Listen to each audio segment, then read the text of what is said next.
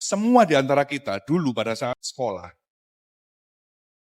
kita disuruh belajar, kemudian setelah selesai sekolah, disuruh apa? Kerja. Kerja buat apa? Cari duit. Sama berarti ya. Ilmunya sama berarti ya. Cuman kita diajari nggak dulu mengelola waktu di sekolah? Kita diajari nggak caranya cari duit waktu sekolah? Itu masalahnya. Kadang-kadang aneh kurikulum kita. Suruh sekolah yang pinter, selesai kerja cari duit. Caranya gimana? Cara ngolah duitnya gimana? Sehingga tidak aneh. Dan kalau sekarang ini banyak sekali dari kita di sana, kita pengelola dalam kita. Karena kita tidak punya ilmu untuk ada keuangan. Tidak cerdas secara finansial. Ya. Nah, untuk kita bisa cerdas secara finansial, sebenarnya sederhana sih ya, gampangannya. Kita harus tahu dulu. Dalam kehidupan kita itu ada yang namanya spending, ada yang namanya income. Kedua itu aja. Kalau masalah uang ya kan, ada yang dikeluarin, spending, ada yang musuh. Yang dikeluarin apa spending? Ada 4 macam. Pengeluaran yang sifatnya konsumtif. Tahu ya konsumtif ya? Sekali keluar, habis. Nonton bioskop, konsumtif.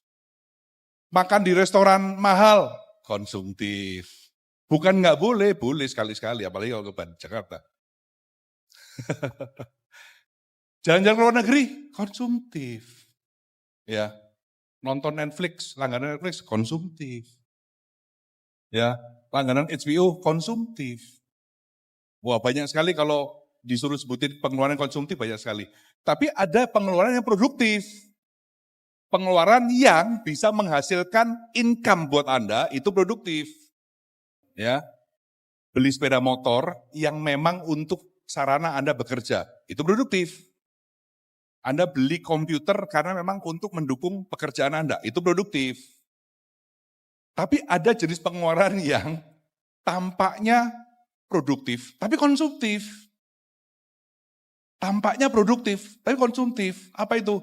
Saya beli sepeda Pak, buat mendukung saya pergi ke tempat bekerja. Sepeda loh, wah ini kelihatannya produktif. Beli sepeda apa? Brompton. Harganya, saya cuma harga 50 juta, nggak 100 juta. 50 juta, iya. Bayar cash? Enggak. Apa? Kredit. DP 10%. 10 juta DP-nya. Sisanya kredit. Jatuh-jatuhnya berapa harganya? 70 juta. Berapa tahun kreditnya? 5 tahun. Setelah 5 tahun, harga Brompton jadi berapa? Turun, nggak jadi 50 juta. Rugi nggak karu-karuan. Tapi nggak sadar. Itu bukan produktif, itu konsumtif. Kenapa? Kalau beli sepeda harus sepeda yang mahal. Berarti itu kepinginnya. Ya kan? Nah, ada yang keempat. Pengeluaran yang konsumtif kelihatannya. Tapi produktif. Apa itu? Anda hadir hari ini di sini, itu kelihatannya konsumtif, tapi produktif. Karena Anda membayar untuk belajar. Anda membeli tiket untuk berguru, mendengarkan sharing dari pembicara. Itu pengeluaran yang tampaknya konsumtif, tapi produktif. Keluar dari sini, Anda beli buku, itu adalah pengeluaran yang tampaknya konsumtif, tapi produktif. Karena Anda baca buku itu, Anda punya ilmu. Ya. Pengeluaran yang konsumtif tapi produktif apalagi? Bergaul dengan orang yang sudah berhasil. Caranya, saya olahraga nge-gym. Nge-gymnya cari klub gym yang agak mahal. Tujuannya, kelasnya beda. Ya, nampaknya konsumtif tapi produktif. Sehingga kenalan-kenalannya naik kelas. Apalagi? Amal. Amal. Jangan lupakan itu karena itu adalah pengeluaran yang tampaknya konsumtif. Tapi produktif. Anda menabung 1 juta, Anda akan menilai 10 juta. Saya percaya. Oke, itu adalah jenis pengeluaran. Nah sekarang pendapatan. Keluarnya banyak, akan lihat keluarnya ya. Nah, dapatnya. Kalau dapatnya ada 3. 1, active income. Active income itu apa? Harus kerja baru dapat duit. Anda mau kerja di perusahaan, Anda jadi pedagang, buka toko, guru, pelukis, penyanyi, pengemis, food. Harus kerja baru dapat duit. Itu active income. Kedua, passive income. Nah, ini menarik. Passive income. Tidur dapat duit. Istilah gampangnya begitu ya. Anda tidur dapat duit. Ada 3 macam caranya. Satu, kalau Anda punya aset yang dalam bentuk kertas, paper aset istilahnya ya. Saham, obligasi, royalti. Misalnya Anda dapat royalti dari menciptakan lagu, itu adalah passive income. Anda dapat royalti karena menghubungkan si A dan si B, akhirnya deal bisnis, Anda dapat komisi, itu royalti. Macam-macam. Itu passive income. Selain paper asset adalah properti yang disewakan. Ya, punya sawah Pak, kalau nganggur nggak dapat ini, nggak passive income. Tapi kalau sawahnya disewain, passive income. Ya, punya kebun disewain, oke, passive income. Ya, punya kos-kosan, passive income. Nah, income yang ketiga selain aktif, pasif, ada yang ketiga itu capital gain. Kenaikan dari harga aset Anda. Harga jual aset Anda. 10 tahun lalu beli rumah 2M, hari ini 20M. Jadi rumah yang Anda tidurin, tapi Anda makin kaya. Masalahnya rumah masih ngontrak. Nah itu salahnya. Kita tidak punya kecerdasan uang, sehingga nggak ngerti caranya bagaimana. Seolah berpikir bahwa income itu dapatnya dari mana? Ya aktif aja. Kalau kita aktif dapat uang. Enggak juga. Ada yang lain. Ya. Nah, passive income tadi yang pertama tadi selain dari paper asset, kemudian properti, yang ketiga adalah digunakan dari bisnis. Ya. Nah, disinilah saya mau berbagi pada Anda dari bisnis. Ya, jadi kalau income tadi ada aktif, pasif, capital gain. Kalau pasifnya sendiri itu dari aset kertas, dari aset properti, dan yang ketiga adalah dari bisnis. Ya, saya baca ini semua dari referensi dari buku orang-orang yang ahli di bidang keuangan, bahwa ternyata bisnis itulah yang membuat kita bisa mendapatkan pasif income. Nah, sekarang macam-macam bisnis itu apa? Sekarang saya mau berbagi pada Anda mengenai sharing saya pada hari ini. Ya, 3 macam bisnis. Ya, yang pertama, menciptakan dan membangun sistem sendiri. Seperti saya, Bapak Ibu. Bangun Bandar Jakarta 20 tahun yang lalu. Ya, nggak ngerti sistemnya seperti apa, coba-coba. Ya, terus dalam perjalanan, apakah sistem itu sudah langsung berjalan? Enggak. Ambruk, ganti lagi. Salah, ganti lagi. Jadi butuh waktu yang panjang. Itulah. Tapi itu bisnis. Sampai ketemu suatu sistem yang sudah bisa berjalan. Sistem itu adalah urutan tata cara kerja yang kalau dilakukan terus, hasil yang kita inginkan itu terjadi terus. Yang tidak kita inginkan tidak terjadi. Nah itu namanya sistem. Ya. Nah, bisnis yang pertama dengan cara menciptakan itu tadi. Saya punya. Yang kedua, kadang orang kan mikir, repot ya Pak ya? Iya. Beli bisa nggak? Ada ternyata membeli sistem yang selama ini kita kenal dengan franchise. Cuman masalahnya sekarang tidak semua istilahnya itu franchise. Ada yang sebenarnya pemerintah sudah memilah antara franchise dengan business opportunity, BO. Saya beli franchise-nya pisang goreng. Pisang goreng. Itu business opportunity. Karena males aja mikir gimana cara bikin pisang goreng yang enak, nggak kepikir caranya, ada orang jual pisang goreng rame, brandnya udah lumayan kenal, gua beli deh franchise-nya. Cuman jual pisang goreng. Tapi nggak mau mikir kan, kebetulan punya uang, ya udah beli aja. Tapi sebenarnya franchise yang benar itu adalah membeli sistem yang sudah jadi. Sistemnya sudah teruji, bukan di mana-mana rame. Apa namanya? Laporan keuangannya kalau dipelajari selalu profit. Itu namanya franchise, tapi mahal. Ya, kalau yang teruji pasti mahal, itu membeli sistem. Nah, ada yang ketiga. Bapak Ibu, nomor 1 saya punya. Nomor 2, punya, saya beli. Saya beli. Ya, franchise dari Singapura. Bisnis saya menjalankan pendidikan pendidikan. Yang ketiga, mengikuti sistem. Nah, mengikuti sistem itu yang dikenal dengan bisnis jaringan atau trennya network marketing atau gampangannya NLM. So bedanya bisnis yang pertama ini butuh waktu panjang, belum tentu berhasil, lama. Yang kedua, cepat, mahal. Yang ketiga, tinggal ikuti, murah, dapat. Nah kalau 1, 2 aja saya mau kok, apalagi yang ketiga? Ya pasti mau. Makanya 3-3-nya saya jalan. Ya. Nah, cuman pertanyaannya begini, lah apa bedanya? Apa bedanya Pak ketiga bisnis ini? Kita lihat. Bisnis jaringan beda dengan bisnis yang lain. Beda, ya ada bedanya. Yang pertama kalau membangun bisnis seperti Bandar Jakarta tadi, menciptakan bisnis ya. Itu yang namanya bisnis itu tetap butuh 3 hal Bapak Ibu, menurut saya. Ya, yang penting. Yang pertama butuh modal. Modal ini selain modal keberanian, ya, modal nekat, modal ilmu, tapi yang saya maksud di sini adalah modal secara finansial. Pasti butuh itu. Kalau bisnis saya di Jakarta, butuh modal besar sampai dengan besar sekali.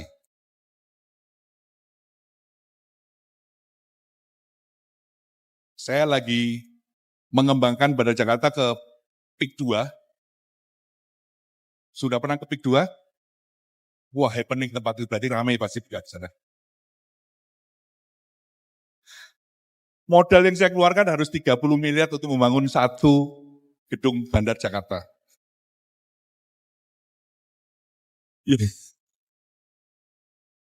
Jadi Anda jangan lihat saya senyum-senyum begini, dalamnya dakdikduk.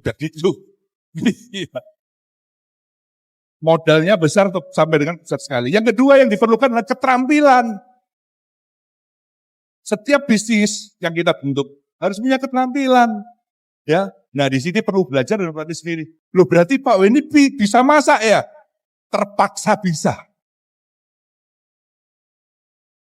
Dulu awal-awal nggak bisa, tapi karena punya impian, kepingin punya bisnis restoran, akhirnya terpaksa belajar masak. Yang ketiga, sistem. Menciptakan sendiri. Jadi butuh 3, modal, keterampilan, sistem. Itu kalau bisnis seperti ini. Okay.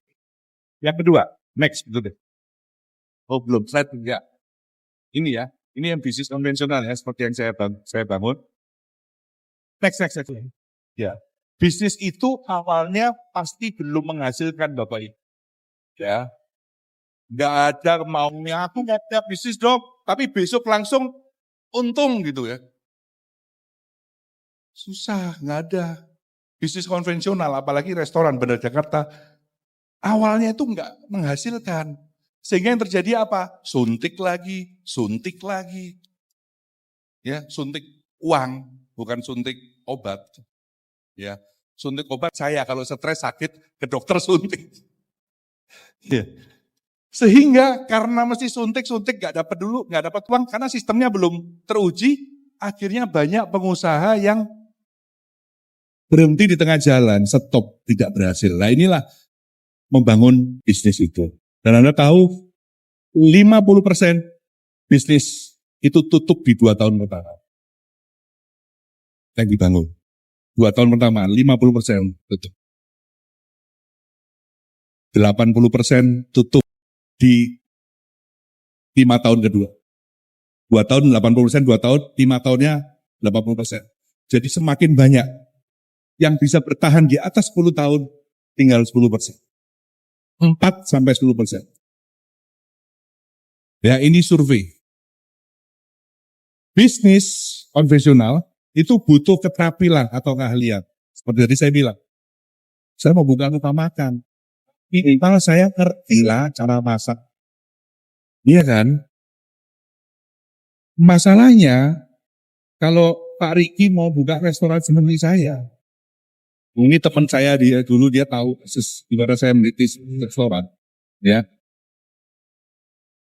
Kalau Pak Riki sekarang mau buka restoran seafood, tanya sama saya, Pak, boleh kasih tahu nggak Pak? Tanya Pak, resepnya sekalian Pak. Percayalah, saya ajari, tapi sedikit. Ya nggak tak ajarin semua, iya kan? Nah kalau tak ajarin semua, buka samping saya, kan kita rebutan tamu nanti. Ya kan?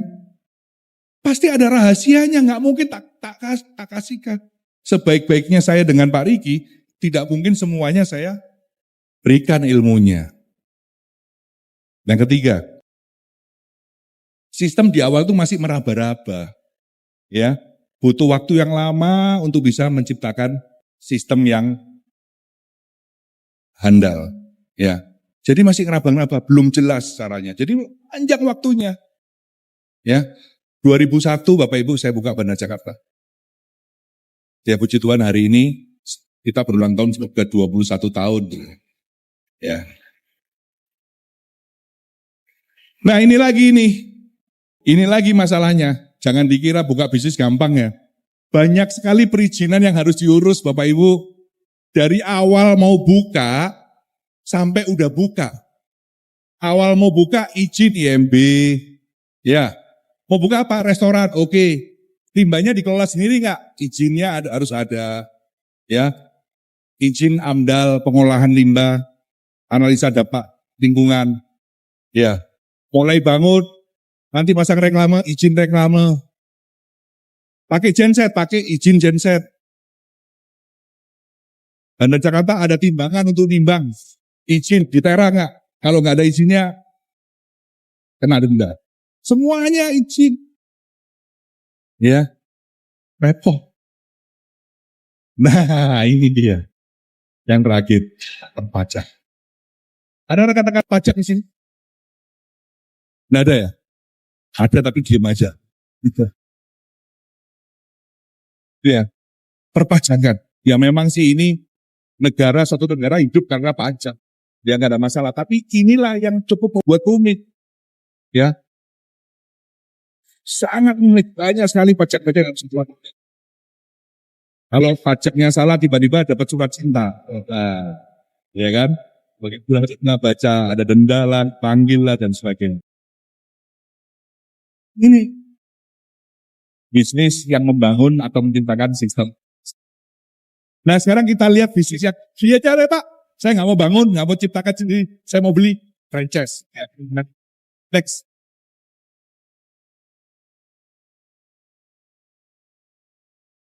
Membeli ya, franchise, KPU. Sama butuh modal, keterampilan modal besar sampai dengan besar sekali. Nggak sampai besar sekali. Besar sekali. Ya. Keterampilan, kalau menurut saya, kalau beli franchise, idealnya diperlukan. Tapi banyak sekali sekarang orang yang hanya punya uang, punya modal, dia nggak ngerti apa-apa tentang pendidikan, dia beli franchise-nya pendidikan. Dia nggak ngerti apa-apa tentang F&B, dia beli franchise makanan. Sehingga terjadi apa? Begitu beli, buka, dia hire orang, terus karena dia tidak ngerti apa-apa, dia tidak memperhatikan bisnisnya. Dan itu biasanya nyungsep. Karena keterampilan dia nggak miliki. Yang ketiga, sistemnya harus dibeli. Ini franchise. Harus beli. Apalagi kalau franchise-nya itu sistemnya sudah jadi ya. Itu mahal. Nah, next, kalau franchise, nggak cuma itu tadi Bapak Ibu. Franchise itu semakin bagus, harganya semakin mahal. Kalau business opportunity atau business opportunity ya, itu sistemnya belum teruji. Ya, atau bahkan nggak ada sistem. Mohon maaf ya, pisang goreng ditepungin, dijual laku. Beli franchise-nya katanya. Buka, pisang goreng Wendy. Sistem apa? cuman begini. Udah pokoknya cukup sediain kompor aja, kompor gas, ya. Kemudian, nah pisang saya ini, pisang goreng saya itu syaratnya satu supaya enak. Minyak gorengnya nggak boleh merek lain, harus merek B. Nggak boleh merek yang lain. Nah, paling dikasih tahu itu. Ya. Terus pisangnya jenisnya ini yang 3/4 mateng, kemudian motongnya tipisnya setengah senti, nah paling begitu-begitu. Aduh susah, bisa nggak beli pisangnya sama kamu? Bisa. Ya. Kalau kamu nggak bisa cari pisang sendiri, oke, pisangnya beli sama saya. Adonan tepungnya udah pasti beli sama dia. Cari gampangnya, itu bisa seperti itu. Banyak orang tertarik seperti itu. Ya, ada yang jalan, banyak yang jatuh. Nah, hati-hati, franchise business opportunity begitu banyak aturan-aturan yang harus dipatuhi Bapak Ibu bagi seorang pebisnis yang beneran ya.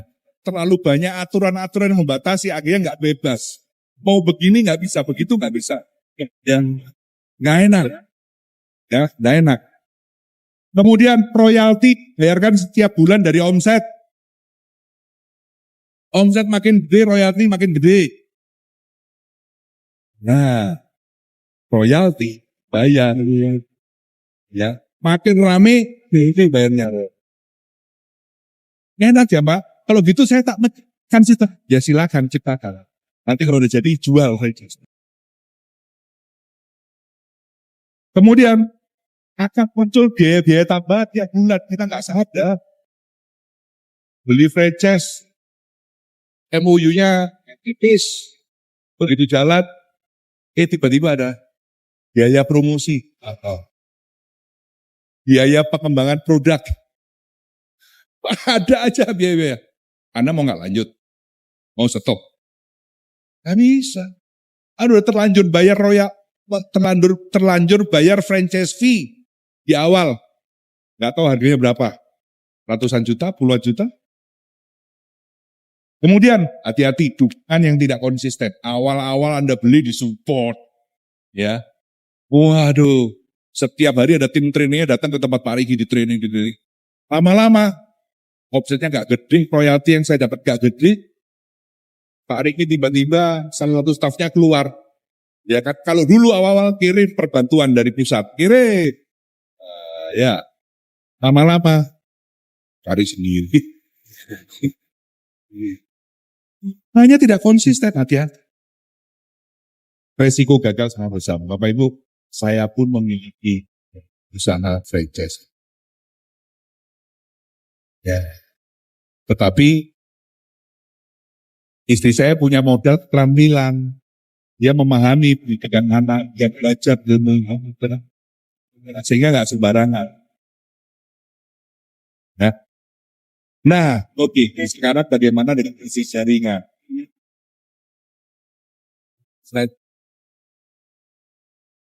Di bisnis jaringan sama Bapak Ibu. Bisnis ya, butuh 3. Yang pertama modal, tapi bedanya modalnya tidak besar. Tapi tetap butuh modal. Ya, secara finance butuh modal, tapi bisa. Keterampilan, gak usah khawatir. Diajarkan dan dikembangkan. Ini udah jaminan kalau di bisnis jaringan ini. Anda akan diajari, bahkan dikembangkan. Sistem sudah ada, tinggal mengikuti. Ya, udah enak. Nah kita lihat, kalau di HD, tadi saya bilang tetap butuh modal. Ya, berapa modalnya? Alah, isi starter itu 1,6 sampai 1,7 juta rupiah. Bapak Ibu, itu Anda dapat produk dan Anda sudah siap menjalankan bisnisnya. Mahal? Tidak. 1,6 juta nggak bisa buka warung bakso pinggir jalan. Nggak cukup. Nggak cukup. Ya. Apalagi buka kafe. Nggak cukup. Itu yang saya bilang tidak besar. Tapi tetap butuh modal. Nggak bisa. Pak, boleh nggak Pak saya jalani bisnis jaringan modal dengkul doang? Nggak bisa. Ya, butuh modal. Nah kemudian keterampilan di ADI, keterampilan itu diajarkan. Ya, Anda nggak bekerja sendiri Bapak Ibu. Ya, uniknya di bisnis jaringan ini adalah people business, kita sama-sama. Ya, tidak bekerja sendiri karena sponsor, orang yang mengajak Anda, dan perusahaan, ya, pasti akan mengajarkan caranya. Pasti akan mengajarkan caranya. Dan melatih keterampilannya. Tuh, kan enak kan? Enak. Ketiga, sistem. Sudah ada, gak perlu bayar fee ya. Gak ada franchise fee, royalty fee lah, promosi fee kecuali ada istri saya. Ya, yang lain gak ada. Ya. Bahkan di HDI ini yang luar biasa. Ini yang bikin saya takjub. Wow. Di HDI bisa mendapatkan royalti. Hingga kepemilikan saham perusahaan. Tepuk tangan dulu dong buat HDI. Kalau di bisnis lain kita mesti bayar royalti. Di sini kita dapat royalti. Dapat royalti. Ya. Nah, itulah kira-kira yang membedakan Bapak Ibu antara bisnis konvensional yang membangun sistem sendiri dengan franchise, bisnis yang memiliki sistem sendiri dengan bisnis jaringan. Di mana bisnis jaringan ini sistemnya sudah ada, tinggal ikut aja. Ya, nggak usah sok-sokan nyiptain sistem sendiri, nggak perlu. Ya, tidak perlu. Semua udah disediakan, bahkan perusahaan pun mengembangkan selalu, ya, mengembangkan selalu sistemnya, cara-cara terbaru, cara-cara terbaik itu bagaimana kita bisa mengajak mitra rekan kerja lebih banyak lagi, ya, oke. Nah, kalau Anda sudah tahu bisnisnya, perbedaannya, saya berharap ada yang masih mikir-mikir, jangan kelamaan mikir, ya, yang sudah masuk, Anda perdalam lagi. Selanjutnya adalah tinggal actionnya. Ya, sayang, udah keluar 1,6 juta, harus cepat balik tuh. Ya toh? Harus cepat balik. Pak, potensinya bagaimana sih Pak? Ya, gimana potensinya? Ini Bapak Ibu. Satu istilah yang menarik di bisnis jaringan itu adalah leverage. Ya, leverage itu daya ungkit. Atau istilahnya itu meminjam kekuatan. Saling meminjam kekuatan. Ya, yaitu kemampuan untuk memaksimalkan waktu, ya. Dengan adanya leverage ini, kita bisa memaksimalkan waktu dan menduplikasikan cara kita kepada sebanyak mungkin mitra usaha rekan-rekan kerja. Nah, gambaran potensinya kira-kira seperti itu. Ya, next. Kalau seandainya saya kerja sendiri, buka toko, atau kerja di kantor, atau dagang sesuatu lah atau apa, ya, saya kerja sendiri, atau saya jadi pelukis, atau jadi pengacara, buka praktek tuh, dan sebagainya. Kerja sendiri ya.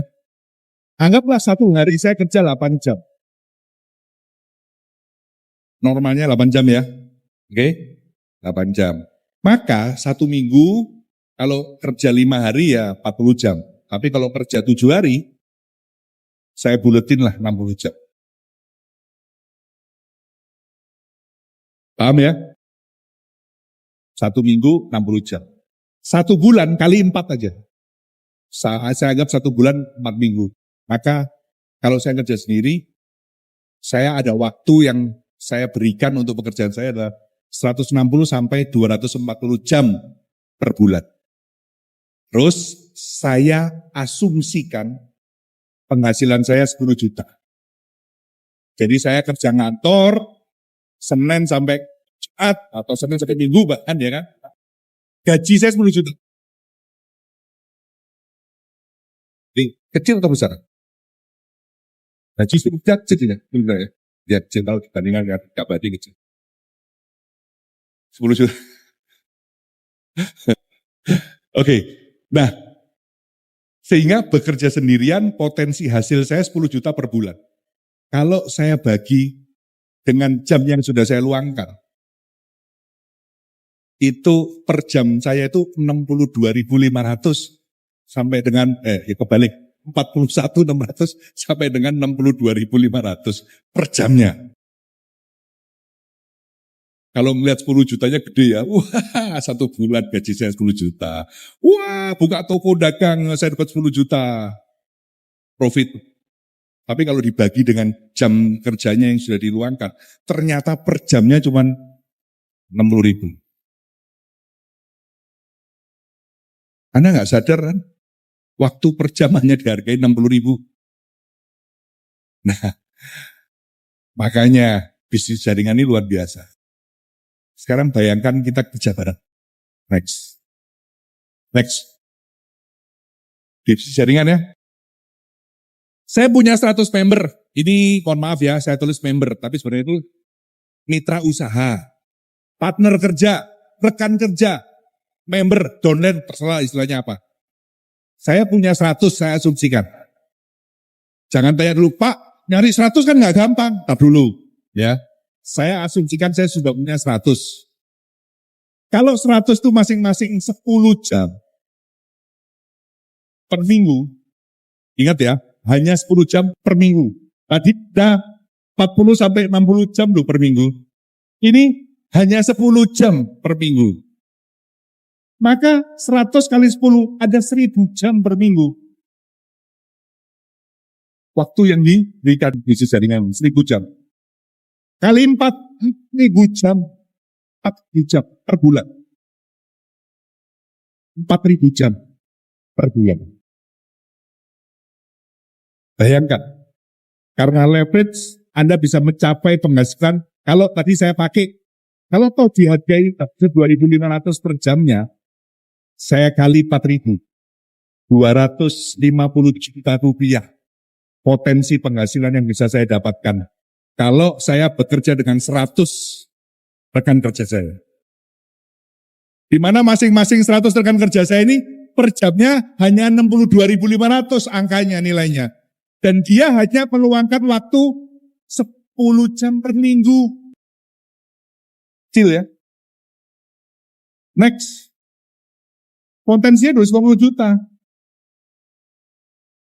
Tak tambahin lagi, kalau berhasilnya cuma 10% itu potensinya masih 25 juta. Luar biasa.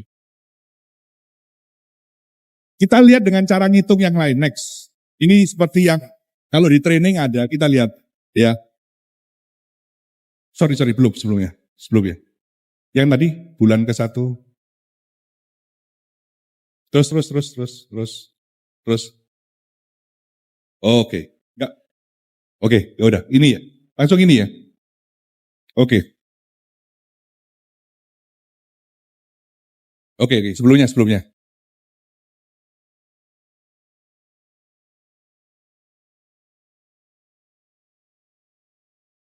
Habis ini apa?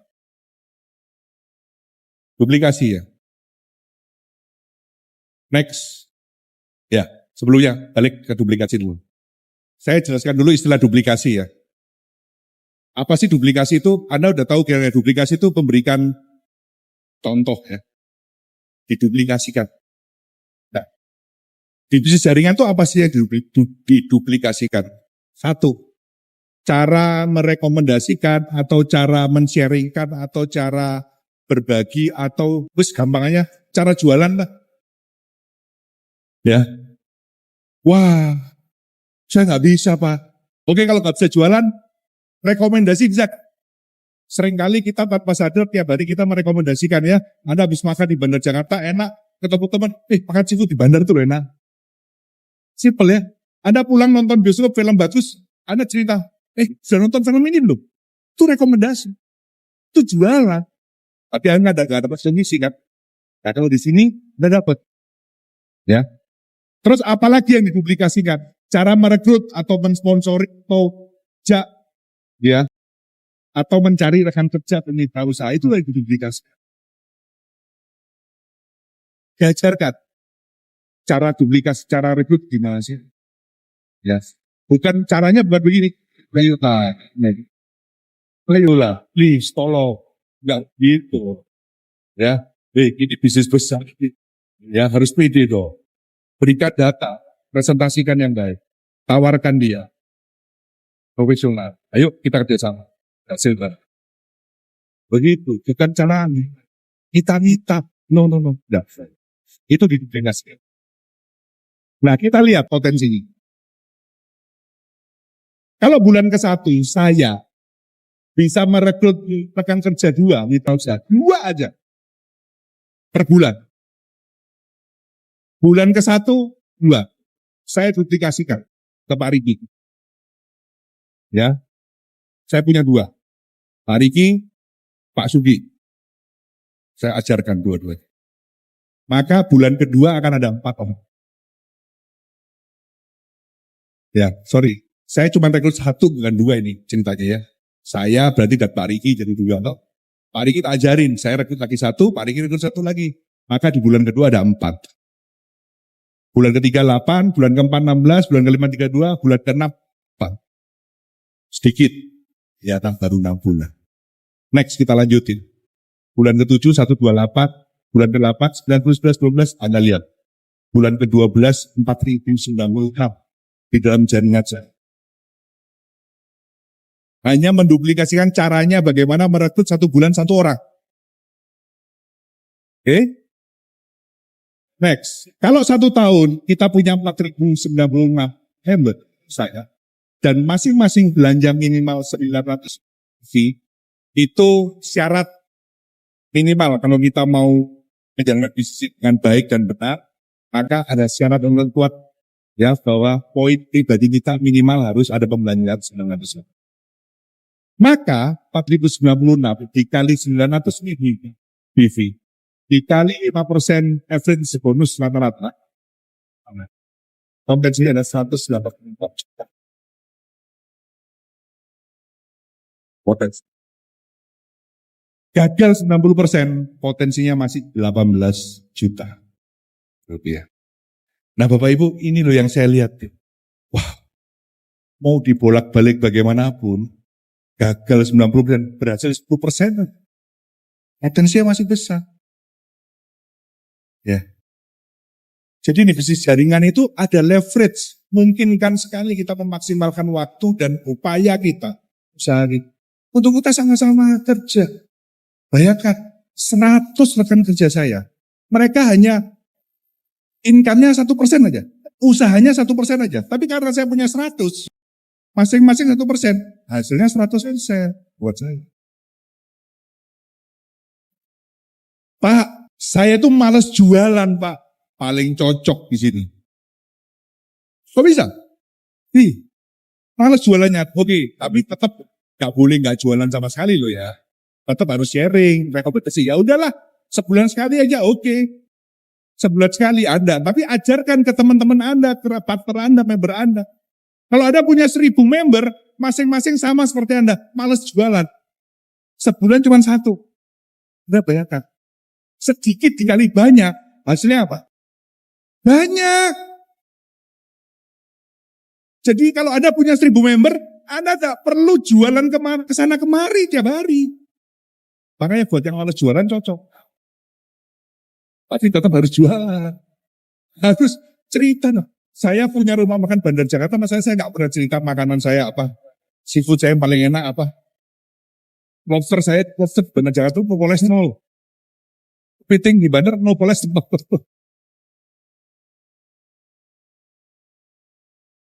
Poles 0. Saya habis makan saya kasih tahu ini loh ada trimi. Oke, next. Ya. Kalau kita punya 4.000 orang dan masing-masing menghasilkan 100%, itu mustahil Bapak Ibu. Ya. Saya jalankan tadi itu satu bulan 1 saya duplikasikan, Anggaplah setahun saya punya 4.000 orang, terus masing-masing saya berharap penghasilan 100%, itu mustahil. Next. Kalau masing-masing 50%, kayaknya masih mustahil. Masih nggak mudah. Tapi kalau masing-masing 1%, masing-masing 1%, itu sangat mungkin Bapak Ibu.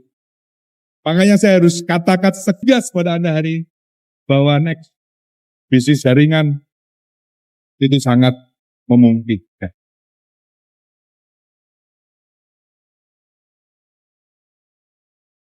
Oke? Nah, detailnya nanti Anda bisa cari, tahu sendiri, tanya sponsor yang mengundang Anda gimana. Saya mau belajar lebih dalam dong. Benar nggak sih ini apa yang saya sampaikan? Silakan. Oke? Next, berikutnya masih ada? Ada, sedikit ya, terakhir ya. Rahasia sukses, karena saya dibilangin, kasih tahu dong rahasia suksesnya. Ya udah dikit aja, dikit aja ya. Yang pertama, kalau mau sukses di bisnis, ya apapun. Satu, harus punya semangat juang. Ya, fighting spirit, istilahnya itu yang kerennya. Fighting spirit, semangat juang. Ya, apalagi di bisnis jaringan, modal cuma 1,6 juta. Ketemu orang ditolak, diusir, dihina dan sebagainya. Terus Anda nggak punya fighting spirit, Anda akan mikir gini, ya udah deh, hilang deh 1,6 juta, biarin aja.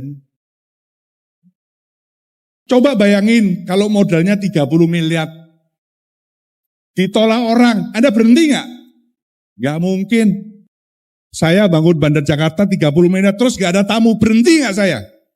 Ya nggak mungkin. Saya akan mikir kerja keras. Kalau perlu meditasi atau apa caranya, gimana caranya supaya tamu datang, saya nggak akan nyerah. Ya, kalau perlu saya di tengah jalan saya nawar-nawarin, ayo silakan masuk, begitu kali ya. Apapun dilakukan, itu namanya fighting spirit, gak gampang nyerah. Ya, kerja keras. Pak, katanya suruh kerja cerdas, setuju. Jadi mending keras atau cerdas? Kalau menurut saya loh ya, kalau menurut saya ya, keras dulu. Tapi dengan cara yang cerdas. Kerja keras dulu. Saya sudah baca biografinya orang-orang berhasil, baik di luar negeri maupun di Indonesia. Rata-rata dia kerja keras dulu. Tetapi dia menemukan cara yang cerdas. Sehingga itu yang membuat dia bisa berhasil. Nah di bisnis jaringan apalagi, Anda benar-benar bisa menerapkan itu. Kerja cerdas, kerja keras, dengan cara yang cerdas. Kita saling meminjam kekuatan kita. Saling meminjam kekuatan rekan kerja kita. Itu yang membuat penghasilan kita luar biasa besarnya. Ya. Yang kedua karakter. Karakter Bapak Ibu. Ada kalimat yang mengatakan karaktermu menunjukkan seberapa tinggi. Your attitude is determined your altitude. Ya, karena ini penting karakternya. Sikap yang benar. Jujur aja. Jangan aneh-aneh. Ya, punya integritas terhadap apapun, terhadap keluarga, terhadap perkawinan Anda, terhadap bisnis Anda, pekerjaan Anda. Punya integriti, bisa dipercaya. Karakter yang baik. Kalau Anda tidak punya karakter, mungkin di awal Anda besar, tapi setelah itu jatuh badan. Benar aja. Mungkin di awal-awal Anda dihormati, seolah jadi wah luar biasa, bisnisnya besar, ya omongannya luar biasa. Tapi kalau karakter Anda nggak baik, selesai ya. Dan hari ini banyak contohnya. Oke, yang ketiga, belajar. Ya, Pak, dulu kan sudah kelas SMA itu sudah dapat surat pada taman belajar di KPU banget gitu. Sampai hari ini pun saya terus belajar pada itu. Tadi manajemen. Investasi yang terbaik adalah investasi leher ke atas. Ikut seminar, baca buku, dengerin YouTube, tapi yang kecil ilmu yang baik. Ya, training. Investasi kan leher ke atas. Ya, jangan investasi yang belum waktunya Anda keluarkan. Hukum fisika mengatakan tekanan itu sebanding lurus dengan gaya. Ya. Tekanan itu sebanding lurus dengan gaya. Gaya dibagi area luas area itu adalah tekanan. Sebanding lurus. Jadi kalau orang yang hidupnya banyak tekanan, percayalah, banyak gaya itu. Gaya, iya betul. Oke, belajar. Ya, belajar dari siapa? Dari majalah, dari buku, dari internet, dari manapun, dari training, seminar dan sebagainya. Ya, mari kita jadi murid yang baik supaya besok Anda menjadi guru yang hebat untuk orang-orang banyak. Tempat buat rencana, planning. Ya, tidak ada satupun bisnis di dunia ini yang nggak punya planning. Ya, saya di restoran ada target 3 bulan, 6 bulan, 1 tahun. Secara omset, secara cost, semuanya ada batasan. Semuanya ada yang harus dicapai. Termasuk di bisnis kita ya. Bikin planningnya. Kalau di bisnis jaringan, perencanaan itu, planning itu ada 2 hal. Berdasarkan target ya. Target itu ada 2. Target offset atau apa? Peringkat. Kenapa perlu target offset? Untuk supaya menjadi patokan kegiatan apa yang harus Anda lakukan. Seberapa keras, karena itu untuk ngejar offset. Tapi kalau posisi peringkat, itu untuk seberapa besar Anda harus menyiarkan kerja. Kalau Anda tidak punya target peringkat, rekan kerja Anda cuma 2, ya udah Anda puas 2, 3 aja. Tapi begitu Anda punya target peringkat diamond, maka Anda harus punya minimal berapa? 5. Ya kan? Planning itu penting. Nah, setelah di planning, dilakukan. Jangan cuma di planning itu nggak dilakukan. Ya, jadi yang dilakukan itu apa? Yang dilakukan itu sudah di-planningkan ini. Ya, plan itu berkaitan dengan aktivitasnya apa sama kapan waktu. Itu rencana. Saya mau melakukan ini kapan? Saya mau melakukan itu kapan? Nah, melakukan activity itu harus tepat juga aktivitasnya. Jangan salah. Kemudian yang kedua, jumlah aktivitasnya juga harus benar. Yang ketiga, konsisten. Saya kepingin dada saya besar. Ya, berarti harus olahraga dong. Saya beli dumbbell. Di dumbbell ya. Latihan terus. Kok nggak gede-gede dada saya? Salah, latihannya begini. Yang gede bicep, bukan dada. Aktivitasnya salah. Oh, salah aktivitasnya. Oke deh, saya ganti. Begini jadi. Wah ya. Ya. Udah bener. Aktivitasnya udah bener. Tapi kok nggak gede-gede ya? Iya, kamu lakukan ini 10 kali. Berapa? Sehari cuma 10 kali. Iya. Numbernya kurang. Coba deh, sehari 100 kali begini. Ya, aktivitas yang benar, jumlahnya benar. Ya, tapi kok tidak besar-besar? Ya, karena tidak konsisten. Hari ini 100 kali, besok libur. Lusa 100 kali, 3 hari libur. Nah, jadi plan itu aktivitasnya harus benar, jumlahnya harus benar, dan konsisten. Ya, Anda mau belajar, Anda mau ketemu orang, presentasi harus jelas, presentasi harus benar. Kalau presentasinya benar, berapa kali presentasi dalam seminggu? Saya mau sehari sekali Pak, oke. Terus konsisten. Kalau Anda lakukan itu, berdasarkan plan itu, saya yakin tidak ada ceritanya gagal, tidak bisa. Ya, tidak ada ceritanya yang gagal. Yang ada adalah Anda berhenti sebelum Anda berhasil. Oke, Bapak Ibu, demikian sharing dari saya. Tetapi yang terakhir kembali semuanya keberhasilan ada di tangan Anda. Ya, pilihan ada di tangan Anda. Anda mau berhasil atau tidak, Anda yang menentukan. Bukan sponsor, bukan perusahaan. Tapi yang jelas saya hari ini mau membagi pada Anda adalah bisnis jaringan adalah salah satu peluang bisnis yang lebih mudah dibandingkan bisnis-bisnis yang lain. untuk kita bisa mencapai passive income, untuk kita bisa memberikan yang terbaik untuk orang-orang yang kita cintai, untuk keluarga kita. Oke, terima kasih. Demikian selamat pagi dari